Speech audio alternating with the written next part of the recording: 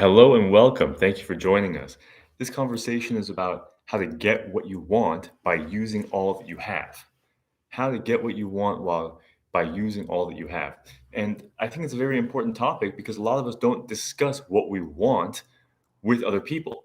Our experience has been if we tell people what we want or what we want to get, they often shit on it. They tell us that we don't actually know what we're talking about, or we're dreaming or being unrealistic. Society is very good at keeping our dreams down. Other people, we do a lot of holding each other back, and it's natural. We want the best for each other, and so we're full of warnings for each other about how we should not have too high of expectations of ourselves or of our life or other people.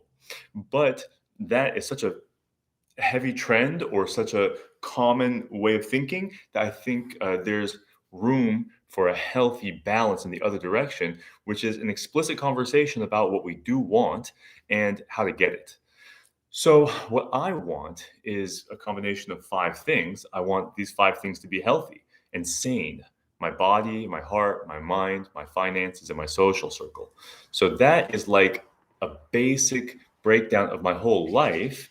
And I want those things to be healthy, right? And so, each of them has their own definition of healthy. A healthy body means one thing, a healthy emotional life means one thing, a healthy mental life. But I think sanity, I think a healthy mental life and sanity and peace of mind, these are all helpful things to remind us that what we want is ultimately to feel good. And whether we do that by changing our conditions or changing our perspective is they're both available. But there's so much changing our perspective and increasing our tolerance for suboptimal or imperfect things. I think there's a lot of room, again, to talk specifically about what we want and how to get it. So, what I want actually, and it's a sort of meta discussion, I want a community of people who are talking about this. I'm going to create over time, and I have plans, and it's already starting. I mean, there's already people, we're already having these conversations. It's just that it's not on the internet yet. Other people are doing it, and it's great. This is a conversation that whoever is having it is bringing value to themselves and to the world by increasing transparency about what are the things that we value in life and what are our challenges in achieving those things. So I'm just doing my part in promoting the conversation around this ambitious subject of how to get what we want by using all that we have.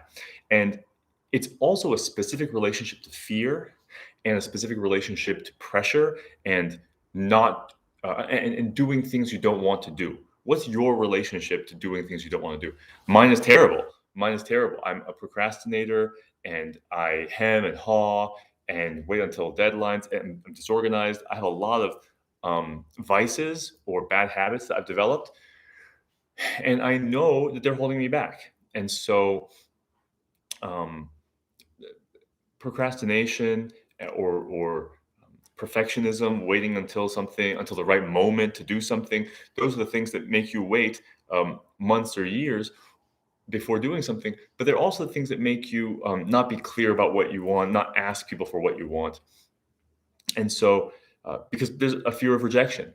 When you ask people for what you want, you're actually putting pressure on them. When someone asks you for something, they're putting pressure on you. And we are, we're nice people, we're good people. We don't want to put pressure on other people. We don't want people to feel obligated. And I think that's good. But I think we go too far sometimes in the opposite direction of not even inviting people in and not asking for what we want. If I say I want something from you, but it's okay if you don't give it to me. That's a healthier way of doing it than not asking for what I want and then being upset that you didn't give it to me. So having the conversation about what we want and what we can give to each other is really valuable. So ultimately, pressure and fear are very motivating, and we're afraid of judgment from other people, and we feel pressure from other people because we want their acceptance. This is not a bad thing. Actually, all of my success has been essentially through being interested in how I could be more popular, more liked by other people, more admired. I want to be around people who like being around me, and I want to be around people who I like being around. So, respect and admiration, the mutual admiration society, which is usually used as a sort of cynical pejorative. People say, "Well, you're kissing each other's ass," but a mutual admiration society really has to do with people who respect and admire each other especially the way that we handle difficulty and hardship. I respect and admire someone to whom I can make a criticism and who doesn't go get defensive or get sensitive about it. And I think people admire that about me, that I can take criticism, that I can take feedback.